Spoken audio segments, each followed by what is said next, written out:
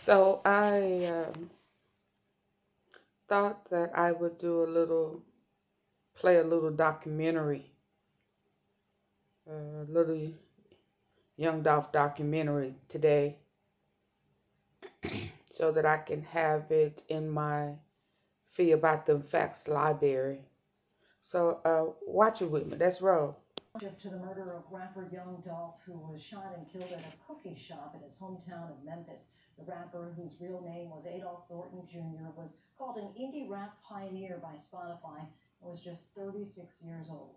I go my whole life I'm moving HD, blue retro, blue AP, too much I don't need AC.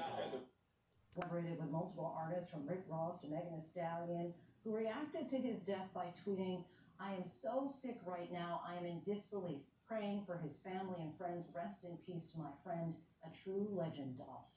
Joining us now to talk. For those of us that was news tell us a little bit live prime NBC. Oh, I'm sorry, ABC. I was looking at people like the Gucci, Lil Wayne, the Rosses. Now I'm about to go to the real documentary. Memphis documentary. Hood, streets, family. World Star documentary. Let's go. I was looking at people like the Gucci, Lil Wayne, the Rosses, like all of the artists before me, and I'm like, shit, you ain't got all this goddamn money for this show. Then you got the money that's coming from the merch. You know what I'm saying? Then you got the sales. Like, you got all these different revenues of money. And I was just like, shit, what if I could do this shit and I'd be all independent? You know what I'm saying? Like, yeah, I'm the artist, but I'm the CEO too, though. But I was always like, I want to see how far I can go. I want to see how far I can really take this shit. How much I can be getting for a show. How much I can be really accumulating every month. How many millions I can make per month without signing no deal. I wanted to see. And I brought this shit to reality on account of my ambition and me really knowing what all this shit is. It's some work. That's how I came in the game. And I was just always like, we gonna pull this shit off and make it happen.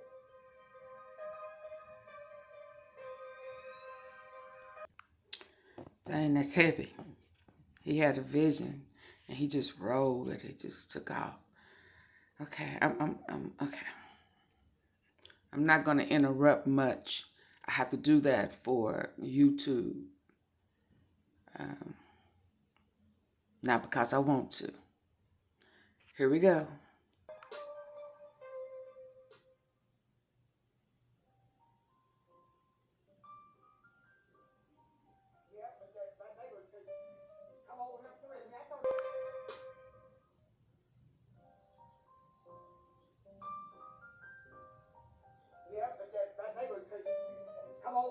I told that bitch don't knock on my door no more. Whole car before me.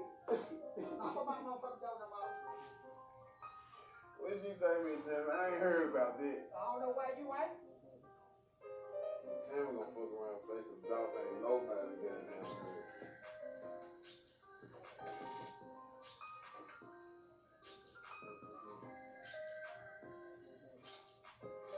That's too many CDs.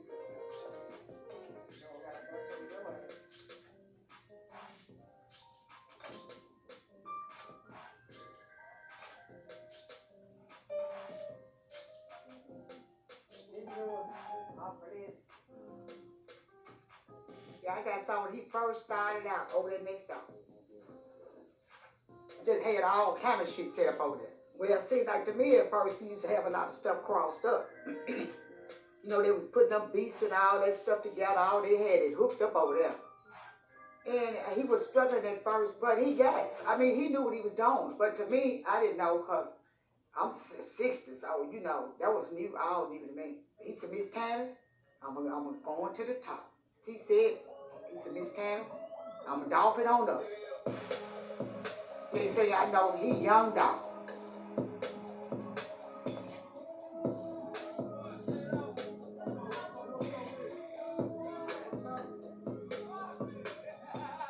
She got them come out here. Every day getting trouble for staying out here too late.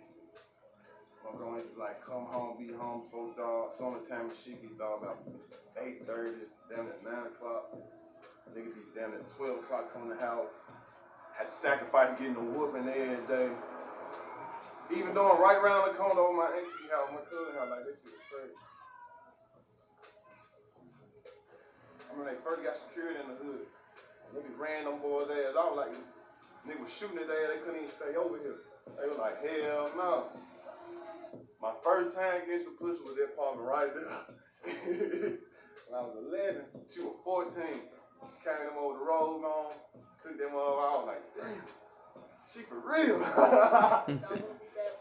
Alright, that was hood like a movie. This shit wasn't like no other hood, I swear to God. Cause you got 50 young niggas clicking up and getting together every day playing basketball on the street or going to the gym or coming around here playing or even playing football. Then you got all these young niggas who big brothers and big cousins. It's just, you know what I'm saying, like the dope boys and running the hood and niggas' dads and niggas, all like everybody know everybody. So like it's just like a big ass family over here. This the house I grew up in. My grandma had a dog, a little Spitz. I don't give a damn who walk up to her. It could be me, it could be you, it could be a stranger, it could be anybody. She finna bark and run around in circles. You know what I'm saying? So like about this time, when I started getting jumped in the street, I was doing little bullshit and shit. My whole thing was though, I was like, I never want my grandma to know. I just have shit outside around the house. I go from the side of the house over there, and jump the gate and run in and out the house, right? Man, I go jump the gate one day, go in the outer house. I got some shorts on. The dog started barking. I'm like, why she barking? Grandma coming out the back door back here. I turn around, grandma right there. I'm trying to stuff all this shit in my pants, but I got on shorts, and this shit hit straight to the floor. She just started yelling and screaming. She the only person I really ever cared about what she say, what she think about me, just any and everything. You know what I mean? I ain't never want to let her down. I ain't never want that shit to be in her mind about me. This shit just made me cry. You know what I'm saying? Cause my grandma seeing this shit like, I'm like, man. Like, damn, man. I come out, jump the gate, get in the car, bang, shut the door. My nigga like, what's wrong with you, bro? You know what I'm saying? I'm like, man, just pull off. I remember him slinging dope. You know, he down there on Ball Street. Bad, he wasn't no bad kid. He was just stayed in the stuff. You know, he was always moving. I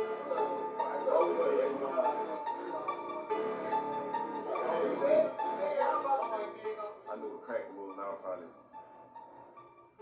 5 years old, 6 years old, 4 years old, shit like that.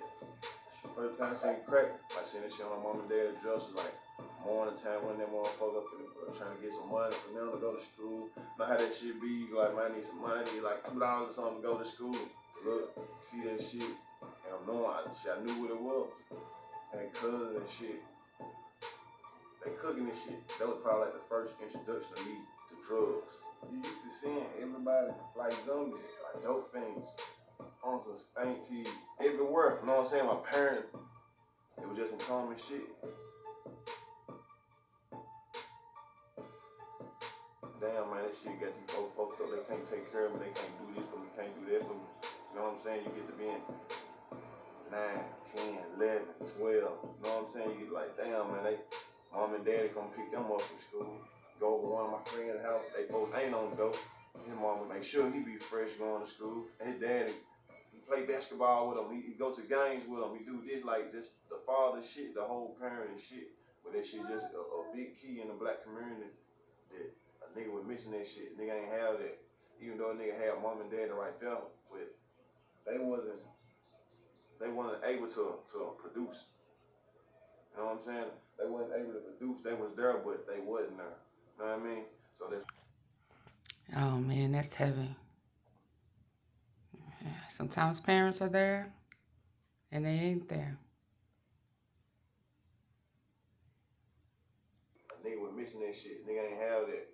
Even though a nigga had mom and dad right there, but they wasn't able to produce.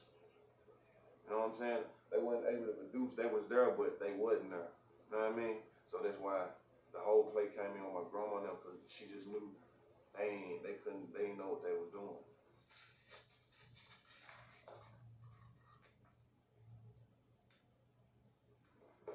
There you go. That's him right there. That's my baby boy. Oh, there go my mother right there. There she go right there, hide. There you go again, Junior. Doing drugs. You know, kind of threw us off balance. Split the family up. My mother took the house from me, and we had to find somewhere to stay. So I might be in a, motel room paying by the week, the room and I had to stay in them for, a year or so. My mother, she took care of the boys, and her mama took care of the girls. Yeah, we must have been over there Sunday dinner. You ain't hardly see them little boys eat. And they go again, she took them on the trip. Granny used to take them everywhere. We held on them. We stuck together. Yeah. That's one thing. Mom and Daddy never did go nowhere. They was right there with us. Yeah, drugs was a problem. That shit just made me always feel like, man, I gotta get it. You know what I'm saying? Like, can't depend on nobody. I gotta get it. You know what I'm saying? Like, can't depend on nobody. I can't depend on my mom and daddy.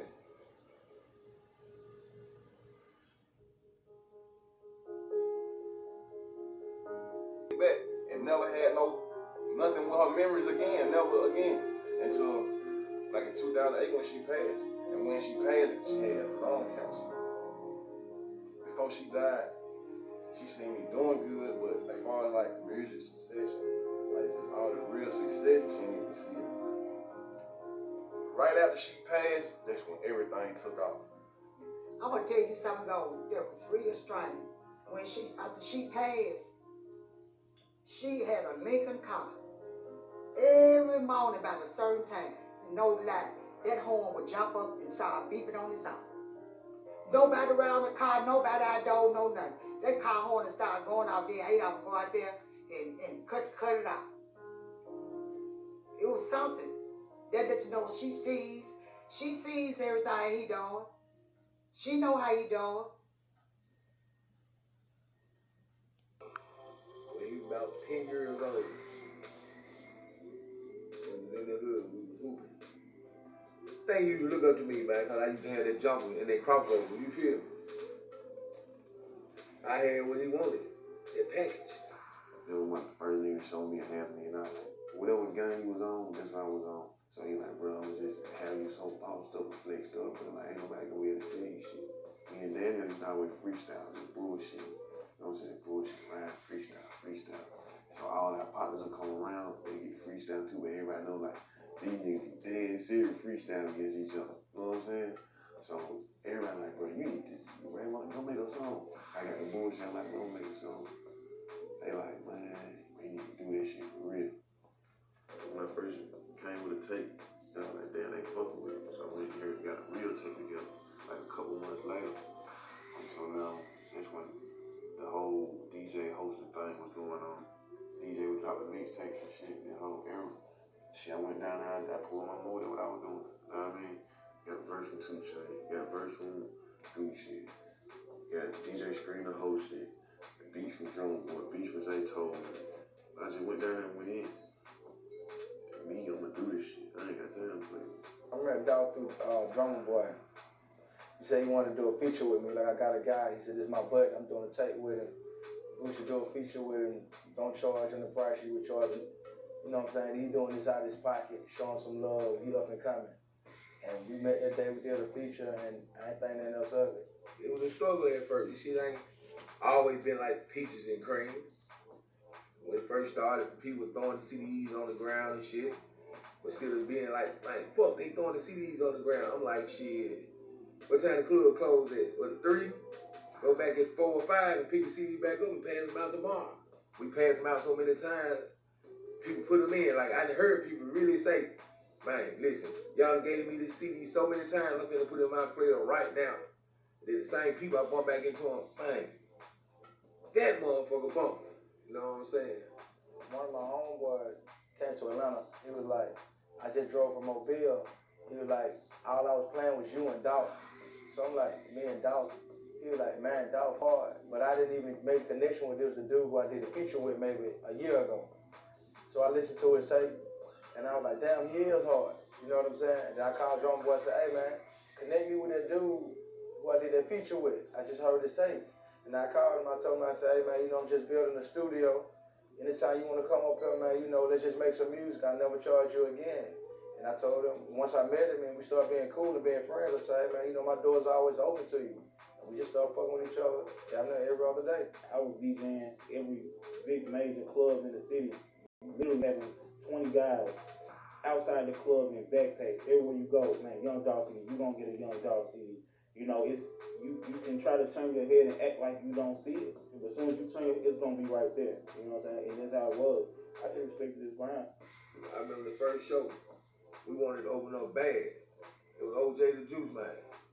You know what I'm saying? They were like, you open up, you gotta pay $10,000. Like, shit, we gave them $10,000. You know what I'm saying? Everybody like, man, y'all crazy. Y'all just gave them folks $10,000 open up. Damn right. We done passed out 40,000 CDs. Damn right, we ready to hit the stage now. We opened it up, came in there, we like 100 deep. Everybody like, man, who is that? Oh, that's Dolph. Played his music. We done passed out 30,000 CDs. You already know what they did. They went stupid in there. Like I always say, man, it's grind. Who got more work than Dolph? Who got more videos out than Dolph? Who got more CDs out than Dolph?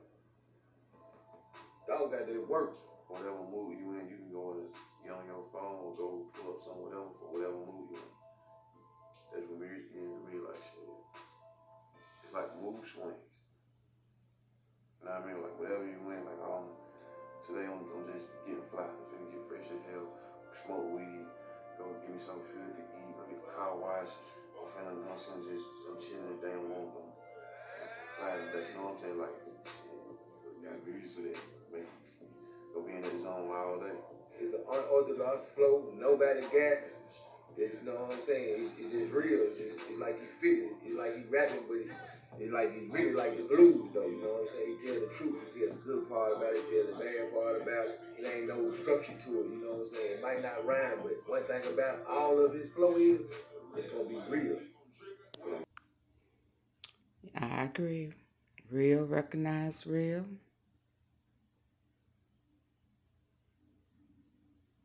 Dang. This was a heavy brother. He was deep. He was way deep. Flow, nobody got it. You know what I'm saying? It's just real. It's like he feel it. It's like he rapping, but it's like he really like the blues, though. You know what I'm saying? He tell the truth. He tell the good part about it. He tell the bad part about it. It ain't no structure to it. You know what I'm saying? It might not rhyme, but one thing about all of his flow is it's gonna be real. The young boys over there across the tracks, they got quarter ounces for sale and sex for sale and all that shit. And they trapped out and ready to kill something and just on go. They got playlists for that. Whatever move niggas in, nigga got playlists for that shit. You know what I mean? Like, the hood is all kinds of moves. Shit, niggas are all kinds of moves. I like stuff that's real. I like stuff that I feel like the artist match the music. You know what I'm saying? And with him, it's like what you see is what you get. When you meet him in person, what you see is what you get. It's like, you know, it ain't hard to decipher that, hey man, what he telling you is true. Just because you really street or just because you were selling bricks in the truck doesn't necessarily make me want to buy your music. Because if it's garbage, it's garbage.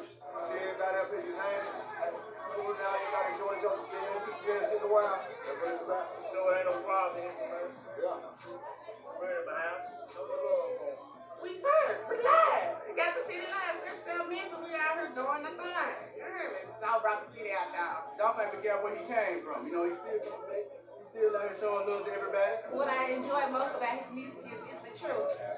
My whole thing was to really just give folks this real content about the culture, about the environment, about the streets, about just everything in period. Because this shit gonna last and it ain't gonna go nowhere. This shit was happening 20 years before me. It's gonna be happening 20, 50 years after me. It's important to just give these folks the real. South Memphis is our home. And he put us on the map. But nobody saying nothing about South Memphis. You know, Elvis, you know, he was here, but he wasn't about no South Memphis. He was about the money, about family, and order. He ain't with the bullshit either.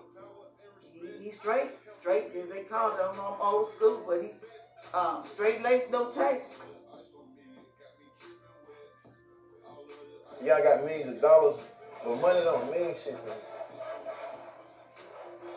Crazy this shit might sound, you know what I'm saying, but like money don't mean shit to me. Last night, we was in the house dropping. Next thing I know, everybody leave out the studio. They leave me in there. So shit, I'm like, fuck it, I'm staying here. So I keep recording. Then my boy Woo, he come here like, damn, Glock, you riding like that? Damn, you gonna drop me off at home? I'm like, bro, drop me off for what, bro? I ain't driving no motherfucking car. I got dropped off up here. You know what I'm saying? But shit, they took me outside. I was like, hey, career club. He threw me the Benz keys. She was like, this you, young nigga? I said, why you playing? Why you feel like playing? He said, nah, nigga, it's you. Shit, I hopped that motherfucker, I told her about that road. You heard me? I'm trying to see what's up with it right now. They just show the loyalty and the connection with that, you know what I'm saying? It's plenty of niggas out here got $millions, won't give a, you know what I'm saying, a couple thousand, 10,000 to their family members. Niggas petty out here, you know what I'm saying? That just goes to show how real and how dedicated and how much he believe in me to, you know, do what I'm finna do right now, you know what I'm saying? And I'm finna show them what we finna do right now. I still fuck with all of my partners. That's why I still come to my hood. That's why I still come to my city. That's why I just do what I do. Outside, like, okay, yeah, when I leave home, I leave Memphis, and I'm out wherever I'm at, it's young Dolph. You know what I mean? I come back around here, it's Dolph in the hood. I my boy Dolph. You know, it's Dolph. You know what I mean? It's different around here.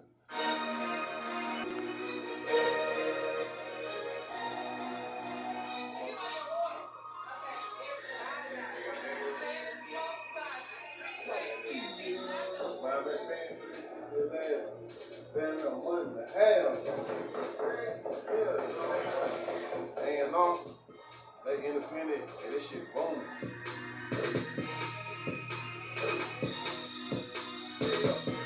Hustling to rap.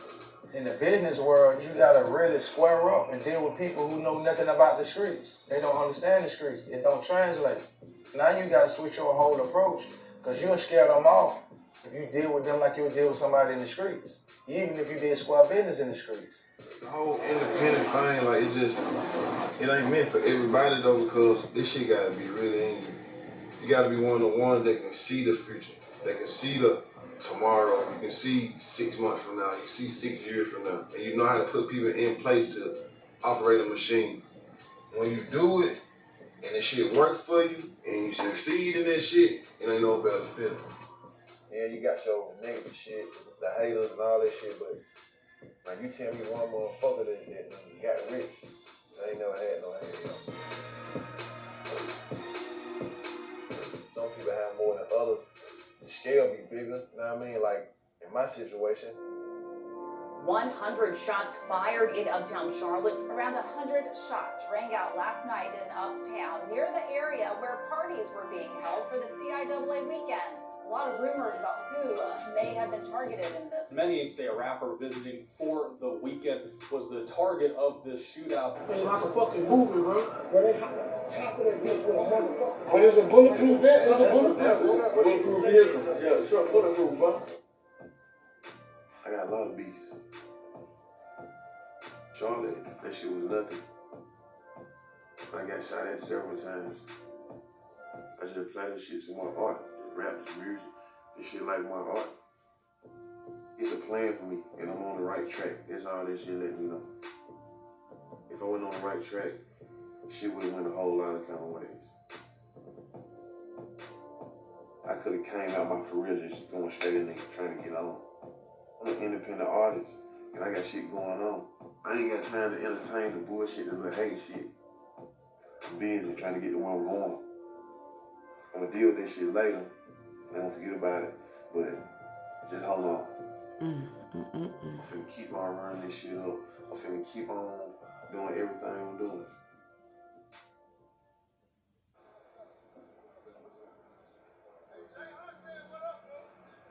Where he at? Tell nigga I said what's up. Hey, tell him Greg over here. He said tell him Greg over here. Tell him Greg over here.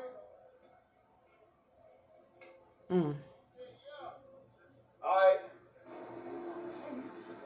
See, like, it's crazy, bro, 'cause I swear to God, these folk used to harass the shit out of me. You know what I'm saying? But it's like, I had to calm down and start showing these folks love. Start doing shit, letting these folks see, like, y'all thinking the wrong, you know what I mean? Y'all taking this shit the wrong way. They used to pull up shit, all my video shoots down. It's like all of them. They see the growth, man. Little dude doing music. He a role model. You know what I mean? The kids respect him. He love the kids love him. You know what I'm saying? Like he for the community. I wish when he get through making his coins, he would go into the Memphis City schools and teach school. I talked to him about it, you know, he kind of stunned on that, but he will listen. You know, he always got open ear. He will listen. Shoot boy, man. Get my boy,